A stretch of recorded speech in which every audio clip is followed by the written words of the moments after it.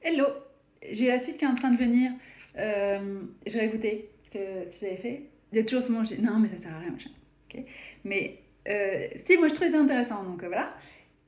C'est pas ce que je dis qui est intéressant, hein. C'est les révélations. Il y a quelque chose. Et puis, comme il me le fait à moi, quand quelqu'un parle d'un truc et qu'en fait il m'ouvre sur autre chose, et ben ça se trouve ça va faire ça pour quelqu'un d'autre, donc c'est très bien. Mais là maintenant, il me fait penser à Moïse, parce que tout à l'heure, il m'a fait lire par la foi, et dedans, il y avait Moïse, et dans une des vidéos que j'ai regardées d'Amanda Buys, Buys, elle parlait de Moïse, du fait qu'il a été sauvé des eaux, mais comme elle était sur le royaume des esprits marins, elle expliquait, donc c'est pour ça toujours le contexte, que le Seigneur n'arrête pas de me dire en ce moment, vraiment réfléchir à ce que ça veut dire et tout, ta. Juste avant, il m'avait bien fait mettre en tête que quand il a marché sur les eaux, ce moment, encore une fois par la foi, je suis en train de demander qui c'est qui a écrit les Éphésiens, c'est Paul, parce que bon, Pierre, il se le serait pas écrit lui-même, mais ils auraient pu rajouter par la foi, Pierre a marché sur les eaux, en fait, c'est ça que je voulais dire. Parce que ça avait déjà été fait, mais ils sont tellement humbles, enfin, mais c'est ça. Si c'était lui-même qui l'avait écrit, c'est pas Pierre qui l'a écrit, hein, mais si, il l'aurait pas mis. Mais il l'a fait. Dire c'est une grande parce que le Seigneur était... Oui, mais il l'a fait. Les autres, ils étaient dans le bateau, ils sont restés dans le bateau. Pierre a dit si c'est toi, ils ont vu au milieu de la tempête, au milieu de la nuit, un esprit qui marchait sur l'eau. Le Seigneur a dit c'est moi. Mais eux, ils ont eu hyper peur, ils ont flippé. Ils ont dit ah, qu'est-ce qui se passe. Enfin, je crois que c'était un esprit, voilà. Et puis peut-être qu'il n'avait pas sa forme.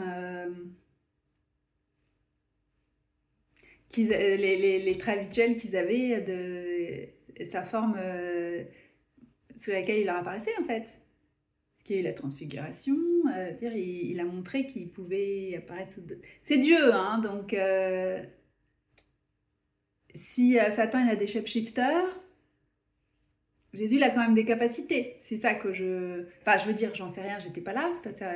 Mais c'est pas complètement débile de penser qu'éventuellement, peut-être, il pouvait faire autre chose que de rester dans son corps qui connaissait du fils de charpentier, les gens, quoi. Voilà. Quand il est. Après la résurrection, quand il est apparu sur le chemin d'Emmaüs, parce qu'il est en train de me parler d'Emmaüs, c'est pour me dire qu'il faut que je. Merci, Julie. Tout est lié. Quand il a parlé sur le chemin d'Emmaüs, ils l'ont pas reconnu, c'était ses disciples. Donc il l'avait vu. Euh, mais ça, c'était après la résurrection. Quand il a marché sur l'eau, c'était avant. Ça faisait partie de ce qu'il devait faire pendant qu'il marchait sur la terre dans un corps d'homme. Il a marché au-dessus des eaux pour marcher au-dessus de la tête des esprits marins. Vous imaginez cette notion d'écraser le serpent, en fait. C'est lui marcher. Quand il m'envoie sur des territoires où éventuellement on pourrait me confronter, je mets mes chaussures en peau de serpent. C'est pas une peau de serpent, c'est juste l'imprimé. J'ai voulu les jeter. Je dis ah c'est les machins reptiliens et tout, c'est python faut que je le jette, faut que je le jette. Il marchera sur la tête du serpent. Ah ah je disais ah là là, je marche pas avec dans la bonne direction.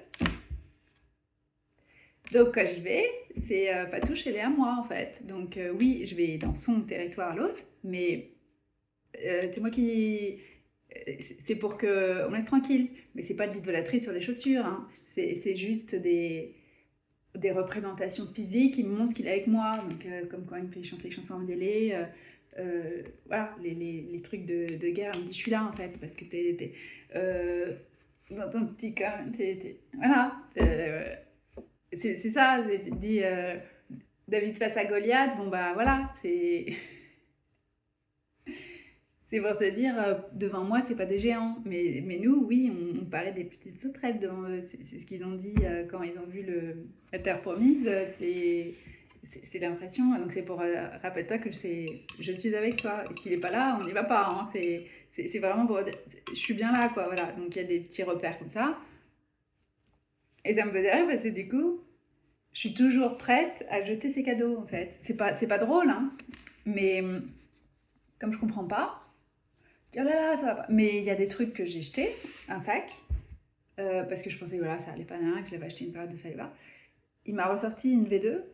Quand j'avais le sac, je disais, oh, c'est dommage, j'aurais bien aimé qu'il y ait une poche qui ferme, ta. Et bah, il a sorti la V2, c'était chez Monoprix. J'ai acheté très peu de sacs chez Monoprix, je sais pas pourquoi, il fallait que c'était soit chez Monoprix.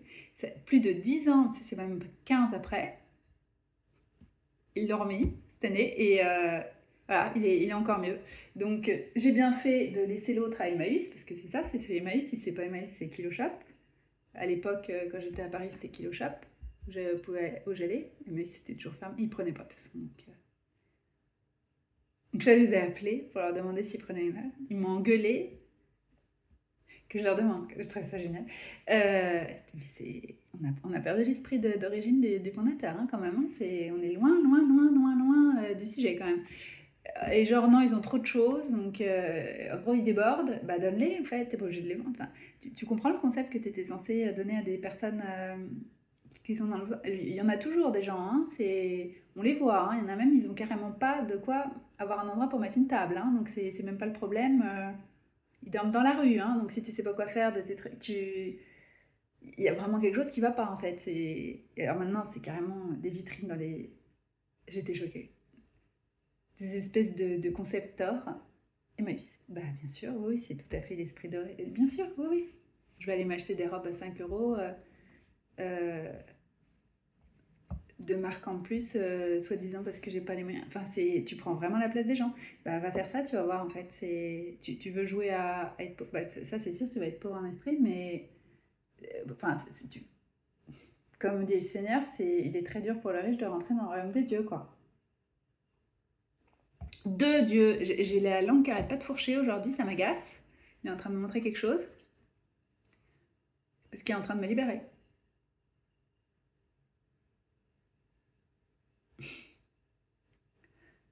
Donc Moïse, en train de libérer ses fils. Donc Moïse, je fais le transmetteur, c'est pour ça qu'il faut que je parle.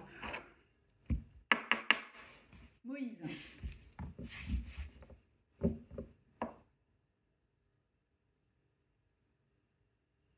Je me demande si c'est écrit, c'est forcément écrit. Je vais le trouver. S'il a trouvé, sinon la Genèse. Ou l'Exode. La Genèse, ça s'arrête. Ça, j'ai bien intégré. Quand Jacob rejoint Joseph, en gros. Enfin non, à la mort de Joseph, où il leur dit quand vous partirez. Oh, il annonce Exode. N'oubliez pas de m'emmener. Et ensuite, paf, on arrive, je sais pas, 400 ans après, histoire de Joseph. Genèse 37. Ça, c'est génial, c'est la sortie d'Égypte. Non, pardon, qu'est-ce que je raconte? Il y a le rêve de Pharaon, c'est pour ça que je dis ça. Non, bien sûr, c'est sortie d'Égypte avec Moïse. C'est parce qu'il y a un lien tellement fort entre les deux. Une espèce de pendant, comme le pile et face d'une même pièce. Judas et Tamar, ça revient tout le temps, ça en ce moment. Tout le temps. L'élévation de Joseph, première rencontre de Joseph et ses frères. C'est combien Judas et Tamar? Je vais regarder parce que du coup il y a des chiffres. Judas et Tamar, Joseph interprète les songes des officiers de Pharaon. Oui, d'accord, ok. Histoire de 38. Ok. Joseph qui interprète les songes des officiers de Pharaon, c'est 40. Les songes de Pharaon, c'est 40. Mais c'est là où il commence à... En fait, c'est la graine qui est déposée pour qu'il soit sorti de prison plus tard, même si on n'a pas réussi de l'oublier. Ça devait être fait juste après. Mais il n'a pas perdu espoir par la foi et est sorti. Il ne s'est pas tourné contre Dieu. Il lui a pas dit pourquoi est-ce que tu m'as maudit comme ça.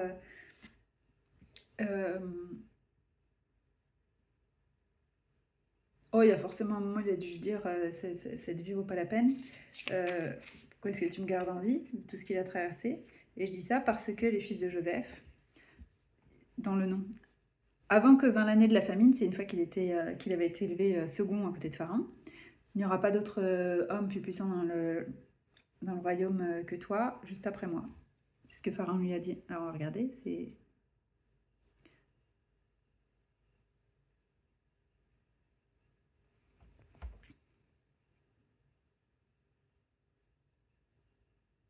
Discours de Joseph.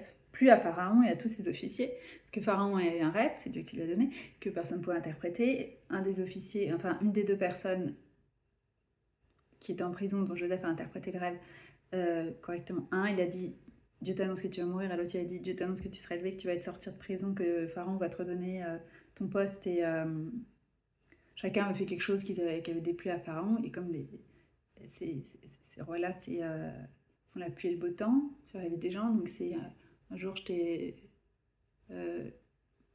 t'élève et l'autre je te fous au cajot, enfin c'est juste parce que tu m'as regardé de travers, ouais, ça c'est le genre de truc destitué comme ça. Donc Joseph avait dit à l'un il va te couper la tête, et à l'autre, mais c'est pas Joseph qui a décrété, hein, c'était ce que Dieu leur a annoncé, et à l'autre, en gros sa colère, il va se rendre compte, oui non, qu'il a besoin de toi, il va te sortir. Donc, celui qui s'arrête de ça, et plutôt que de dire, ah là là, il y a quelqu'un d'extraordinaire en prison, il faut absolument que tu revisites son cas, voilà, il a oublié, mais c'est parce que c'était pas l'heure. Et quand Pharaon est venu des années après avec son rêve, que Dieu lui avait envoyé, que personne ne pouvait prêter, le gars s'est rappelé. Ah, mais attends, je connais quelqu'un. Donc ils ont été sortir Joseph de prison, comme ça, du jour au lendemain. Donc il lui interprète son rêve, il lui parle de façon ultra sensée, plein de sagesse et tout, parce que forcément, esprit de Dieu. Élévation de Joseph. Le discours plut à Pharaon et à tous ses officiers. C'est exactement la même situation que Daniel devant le roi Nabucodonosor. Le discours plut à Pharaon et à tous ses officiers, et Pharaon dit à ses officiers « Trouverons-nous un homme comme celui-ci en qui soit l'esprit de Dieu ?» Alors Pharaon dit à Joseph « Après que Dieu t'a fait connaître tout cela, il n'y a personne d'intelligent et de sage comme toi. C'est toi qui seras mon maître du palais, et tout mon peuple se conformera à tes ordres. Je ne te dépasserai que par le trône. » Pharaon dit à Joseph, « Vois, je t'établis sur tout le pays d'Égypte. » Et Pharaon ôta son anneau de sa main et le mit à la main de Joseph. Il le revêtit d'habits de lin fin et lui passa au cou le collier d'or. Il le fit monter sur le meilleur char qu'il avait après le sien, et on criait devant lui « Abrec !» L'auteur se représente cette investiture d'après ce qu'il a entendu dire de la cour d'Égypte. Joseph devint le vizir d'Égypte, sans autre supérieur que le pharaon. Il régit sa maison, qui est le siège de l'administration. Il détient le sceau royal. Les coureurs qui précèdent son char d'honneur crient « Abrec !» qui peut s'expliquer par l'égyptien « Ibrek », ton cœur à toi, attention. Ainsi fut-il établi sur tout le pays d'Égypte. Pharaon dit à Joseph, « Je suis Pharaon, mais sans ta permission, personne ne lèvera la main ni le pied dans tout le royaume d'Égypte. » Et Pharaon imposa à Joseph le nom de Kophna-Phanéa, et il lui donna pour femme Asnath, fille de Potiphéra, prêtre d'On. Nom égyptien, Sophnath-Phanéa, Dieu dit, : il est vivant. Asnath, appartenant à la déesse Nes. Potiphéra, même nom que Potiphar.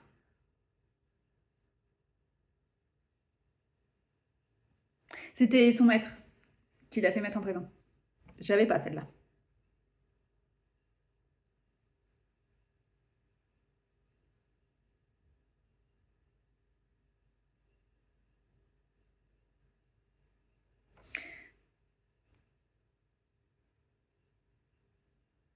Don de Ra, le dieu solaire. Le beau-père de Joseph est prêtre Don égale Héliophilis, centre du culte solaire dont le sacerdoce avait un rôle politique important. Joseph est allié à la plus haute noblesse d'Égypte, mais ces types de noms ne sont pas attestés avant le 20e et la 20e dynastie, ils sont le produit de l'érudition de l'auteur. Ok, je regardais, parce que c'est ce que je dis, Potiphar français, comment il s'appelait son maître? C'est pas là.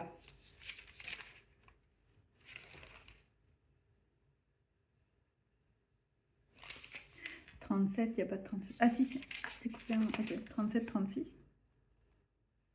Cependant, les Madianites l'avaient vendu en Égypte à Potiphar, eunuque de Pharaon et commandant des gardes. Ouais. Ah, mais ça, c'est typique. C'est pas le même, hein. Mais c'est typique, c'est ce que fait le Seigneur tout le temps. Il y a des prénoms comme ça, qui sont des espèces de fils conducteurs, y compris pour des démons, des esprits territoriaux. J'ai une amie, c'est carrément on a chacun dans nos vies une personne qui s'appelle même prénom, même nom. Et pas spécialement. Enfin, dans mon cas, c'était en double en plus, et des gens éloignés, et je les aurais pas vus sinon. Parce que j'ai aucun contact avec. Mais ils ont un impact sur l'endroit où j'habite, par exemple. Ils ont les clés. Et c'est un problème. Ils s'en servent pas bien. Et je demande au Seigneur qui c'est qui met tous ces problèmes. Et il m'a pointé vers là. Et en plus, il m'a fait voir que exactement le même nom était dans la vie de quelqu'un d'autre et posait aussi problème. Donc c'est pas comme il dit dans Éphésiens 6, Paul, on ne se bat pas contre les gens, c'est pas de leur faute, c'est des homonymes, c'est pas ça, ça montre qu'il y a un esprit en fait. Il y en a, ils portent carrément le truc, dans leur nom, tu entends les trucs de mer, rivière, liés aux éléments de l'eau. Il y en a, c'est lié à la terre, mais c'est pas forcément mauvais, hein, mais du coup, ça vous pointe dans des directions. Et là, c'était un ancien conquérant, par exemple. C'est des personnes qui s'appellent Alexandre. Donc ça me faisait penser en plus à Alexandre le Grand. Donc il y a un truc comme ça. Et du coup, ça m'avait pensé au fait de conquête de territoire. Donc voilà, ça fait pointer vers l'esprit territorial. Ce genre de choses. Et c'était trop gros pour pas le voir, parce que j'en avais deux qui s'appelaient pareil à une consonne près, qui avaient les clés, à qui on venait de donner les clés, et sur l'endroit, pour gérer l'endroit. Et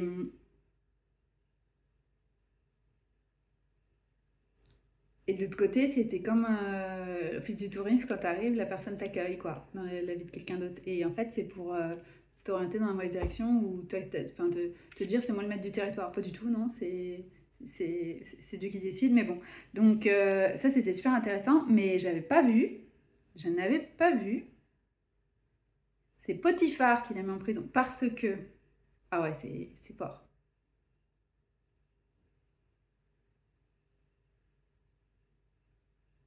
Je savais pas que les eunuques, ils avaient des femmes. Ah, il y a toujours des choses à apprendre, hein.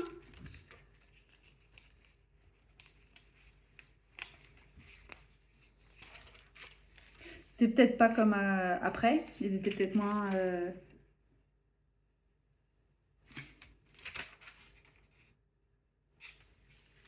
37, 36.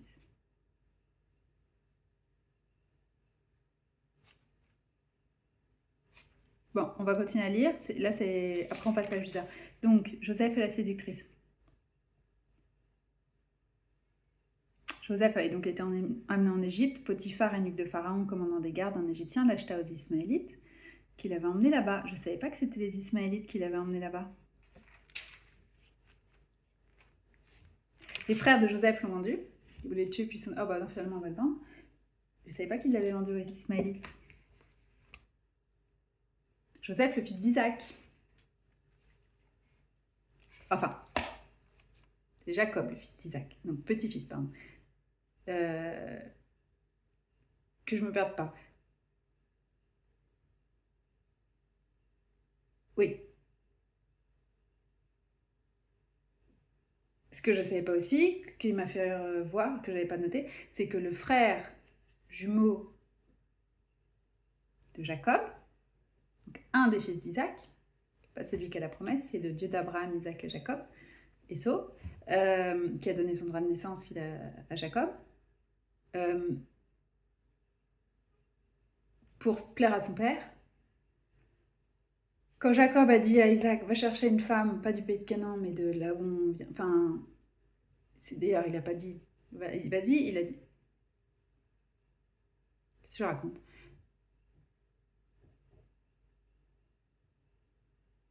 C'est Isaac. C'est qu'il a eu Rebecca, c'est pour ça que je mélange. Isaac, il a dit à Jacob de ne pas prendre de femme dans le pays de Canaan, d'aller de là où venait sa femme, Rebecca, et d'aller chez son oncle, Laban. C'est là où il a trouvé sa femme, Rachel. Donc il a fait le chemin inverse de sa mère, Rebecca, pour aller vers Isaac. Isaac ne devait pas retourner dans le pays. Lui, Jacob, il a dû y aller.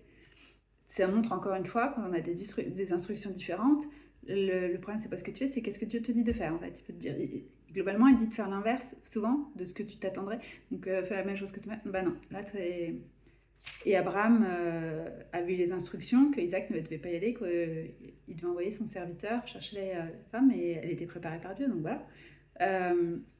Mais Jacob, lui, il y était, et du coup, il était réduit serviteur, quasiment de l'esclavage, pendant 14 ans. Ensuite, il a voulu partir, bon, tout un truc. Mais quand Esau avait ça, lui, il avait déjà pris des femmes dans le pays de Canaan. Il a voulu plaire à son père et il s'est pris une femme dans les filles d'Ismaël. C'est ce qui est écrit. Donc il s'est encore... C'est encore plus... Enfin, il y a un lien entre...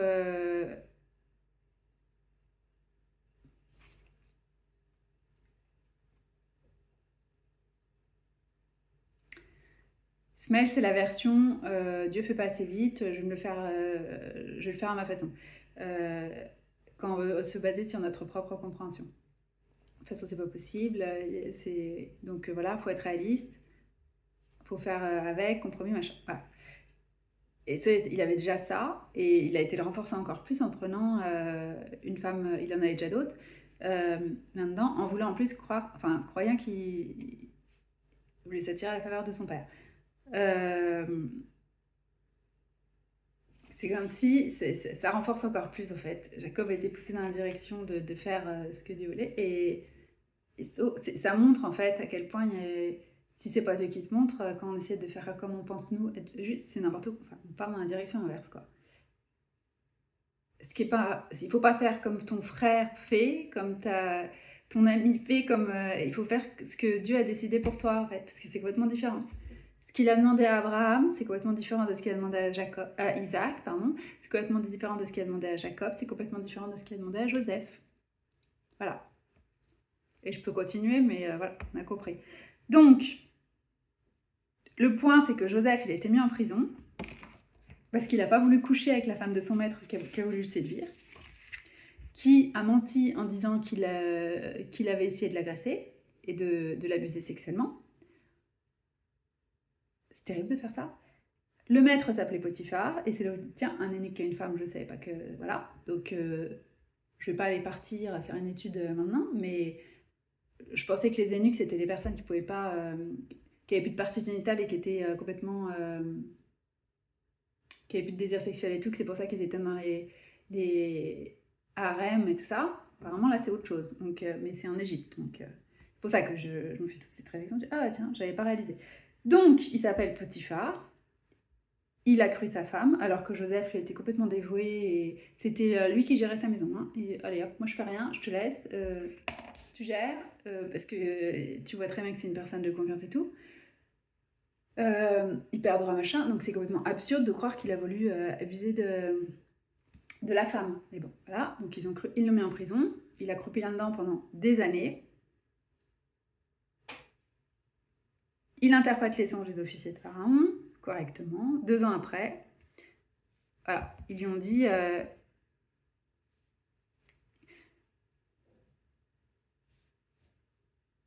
Pharaon rétablit le grand échanson dans son échansonnerie, et celui-ci mit la coupe dans la main de Pharaon. Quant au grand panetier, il le pendit comme Joseph lui avait expliqué, mais le grand échanson ne se souvint pas de Joseph, il l'oublia. C'est parce que je cherche où est-ce qu'il lui dit « Souviens-toi de moi quand tu sortiras. Souviens-toi de moi lorsque tu seras arrivé du bien. » Il a fallu que je le dise pour que je le vois. « Souviens-toi de moi lorsqu'il te sera arrivé du bien et sois assez bon pour parler de moi à Pharaon, qu'il me fasse sortir de cette maison. En effet, j'ai été enlevé du pays des Hébreux et ici même, je n'ai rien fait pour qu'on me mette en prison. » Il disait ça au grand échanson. Parce que le grand panetier, de toute façon... Ah non, c'est en premier le grand échanson qui raconte son rêve. Et ensuite, il y a le grand panetier qui pense que ça va aller. Et il dit non. Bon, donc les songes 2 ans après. Pharaon qui fait un songe. Et là, ça y est, le grand échanson, il se rappelle de Joseph. Parce que c'était pas là. Pharaon le sort, lui donne les clés, cette fois-ci, pas de la maison, juste du maison maître, mais carrément du royaume d'Égypte. Je réfléchissais si on disait royaume, mais oui, du royaume d'Égypte. Et il lui donne pour femme une fille de Potiphéra, j'avais pas vu, qui est un prêtre, donc c'est très haute noblesse qui a écrit, dont le sacerdoce a un rôle politique important. Joseph est allié à la plus haute noblesse d'Égypte. Moi, au début, ça me faisait bizarre, j'ai dit comment ça se fait et tout. Parce que je me disais, c'est des gens qui, avec les prêtres et ça, mais c'est pour les de l'intérieur en fait. Ils participent pas au culte des dieux et voilà. Donc, tout ça parce que je voulais dire les noms des fils, parce que c'est là que tu vois qu'il a souffert. Il y a toujours des révélations. Donc, ce qui a été voulu pour le mal, Dieu s'en sert pour le bien. Alors, bien sûr, hein, le fait que Joseph ait été en Égypte, ça a permis que tous les fils d'Israël, qui est Jacob, qui a changé de nom, et Jacob lui-même, puissent être sauvés pendant la période de famine qui a frappé le pays de Canaan et plus large, et où l'Égypte avait les ressources. Donc c'était bien d'être en Égypte à cette époque, donc c'est pas forcément un problème d'aller en Égypte. Ça dépend ce qu'il vous dit, encore une fois. Les Hébreux, il leur a dit de sortir, il ne fallait pas rester à ce moment-là, quand tu es dans cette situation-là. Jésus, il a été le caché pendant les 7 premières années de sa vie. Au bout de la 7e, il fallait rentrer. Donc, à 8 ans, tu n'es pas censé rester dedans. Donc, c'est tout ça, en fait. Ça dépend de ce qui est inscrit sur ta vie. Il y a des allers-retours comme ça avec l'Égypte. C'est pas forcément... faut jamais y aller. Et... parce que j'avais ça, moi aussi, en tête. Ce qu'il est en train de me le dire pour moi.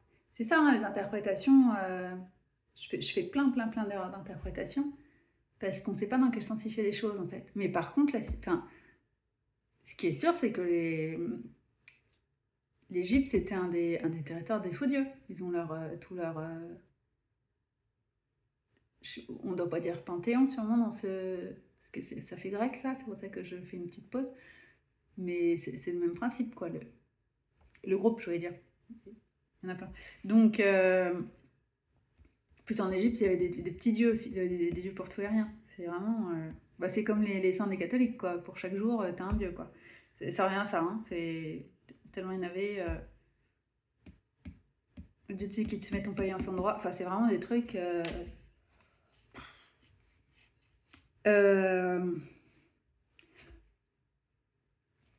Les satanés. Oui, donc, au niveau global, on sait très bien que ce qu'a vécu Joseph, c'était un mal pour un bien, ça c'est sûr.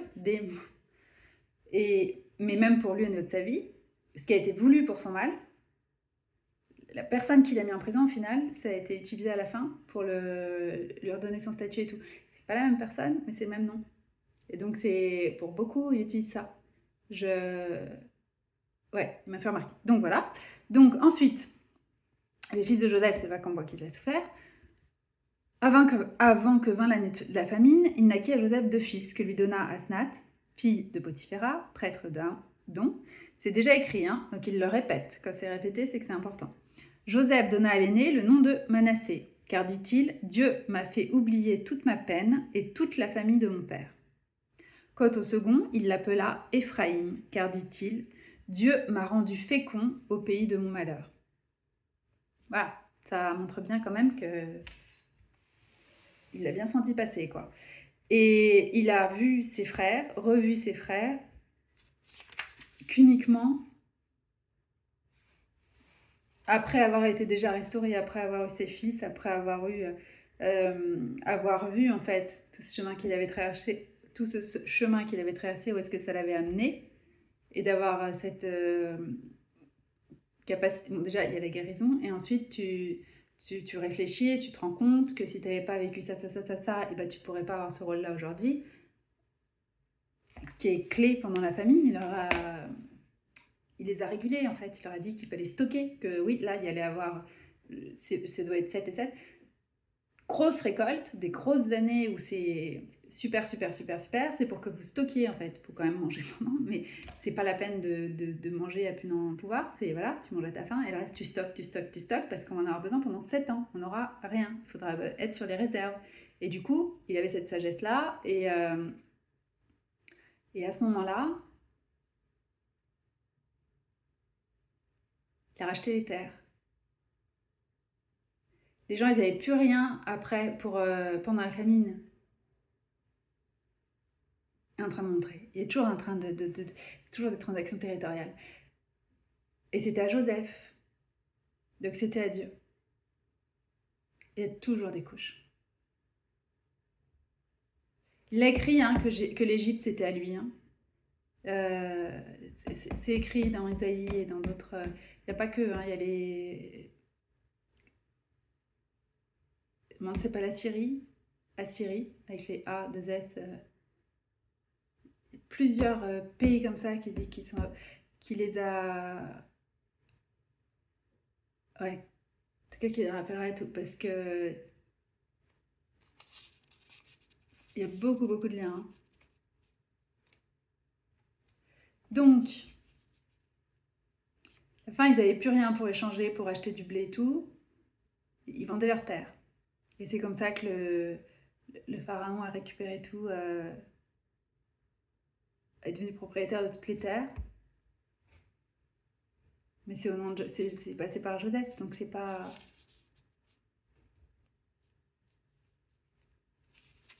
C'est un truc de conquête spirituelle, incroyable. Ah, il y a toujours des trucs. Hein. Bon, alors je voulais parler de Moïse. On est parti par Joseph. Mon objet, c'est qu'il faut commencer par là parce que c'est pour ça que les Hébreux ils sont en Égypte.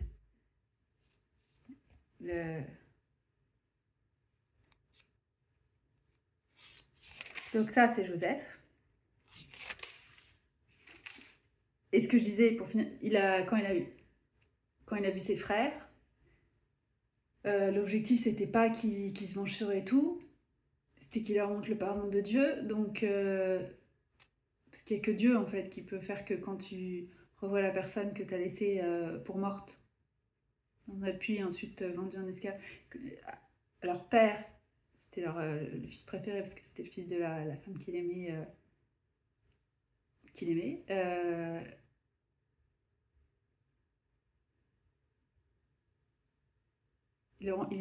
fils sont en train de dire il est mort. On a trouvé son manteau, que son père lui avait donné en plus, super. Ils étaient jaloux à cause de ça. Le manteau de multiples couleurs, parce que c'est spirituel, ça veut dire les dons.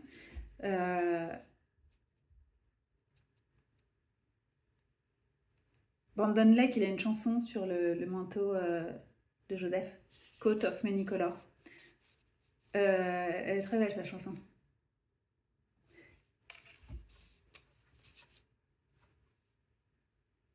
Donc ils sont rentrés en disant à leur père, voilà, il y a une bête sauvage qui l'a mangé sûrement, parce que nous on a trouvé le manteau avec du sang, c'est tout ce qui reste. Super, alors qu'il venait de le vendre aux Ismaélites. Et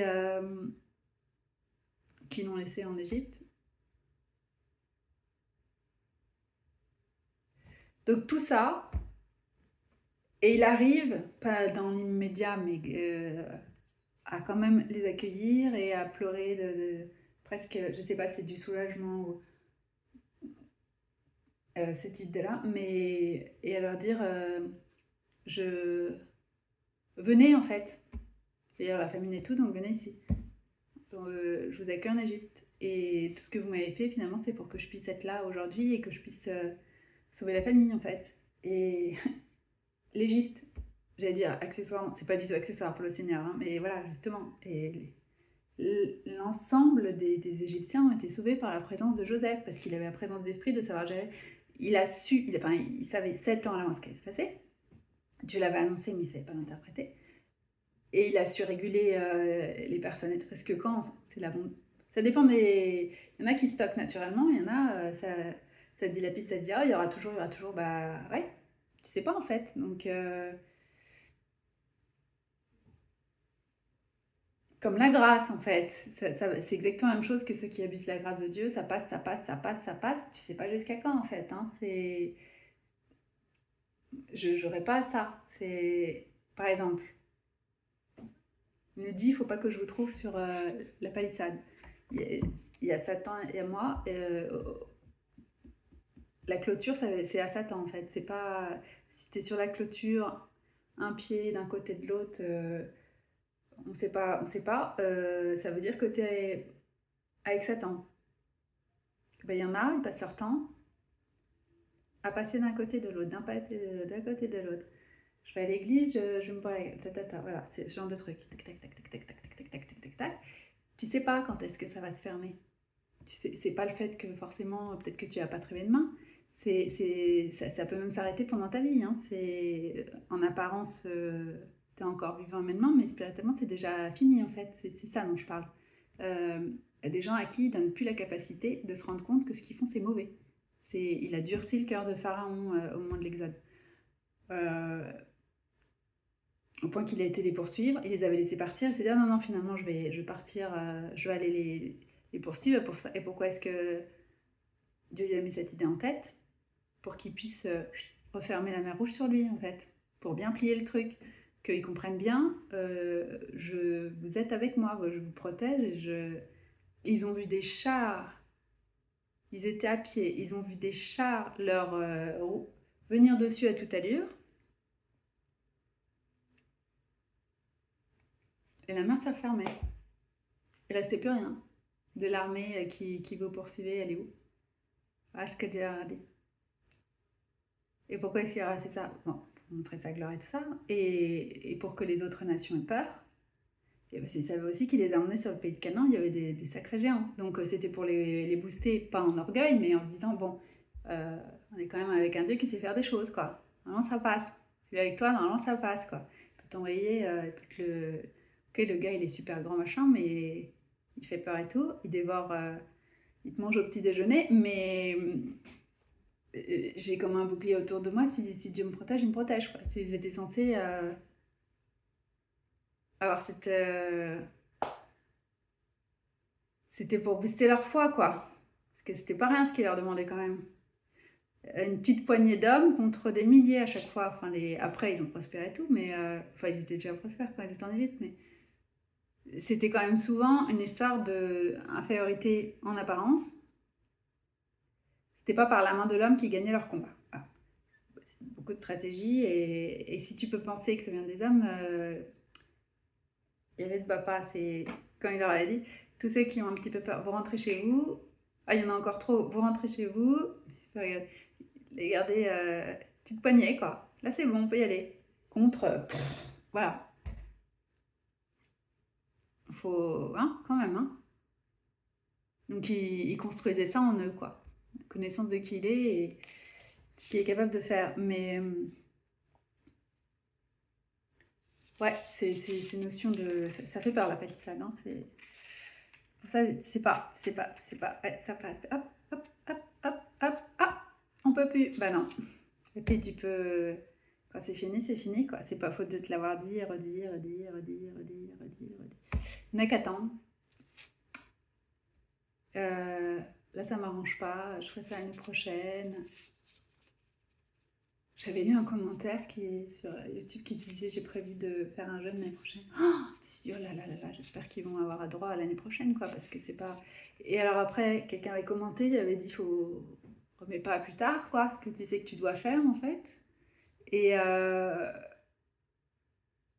je dis non, mais c'est parce que c'est en janvier. Ouais, mais... Et qu'on est en fin d'année. Je te mets dans mon calendrier, Seigneur. C'est quand même très très chaud. Hein. Je ferai ta volonté à partir de dans 3 mois. En attendant, je fais n'importe quoi. Je sais que c'est pas ce que tu veux, mais je continue. Je jouerai pas à ça. Ah, les bénédictions de Jacob, super beau. Oui, j'ai dit que j'allais faire une coupure, ça va être des différences d'Égypte. Vocation de Moïse, jeunesse et vocation de Moïse. Voilà, c'est ça, c'est bon.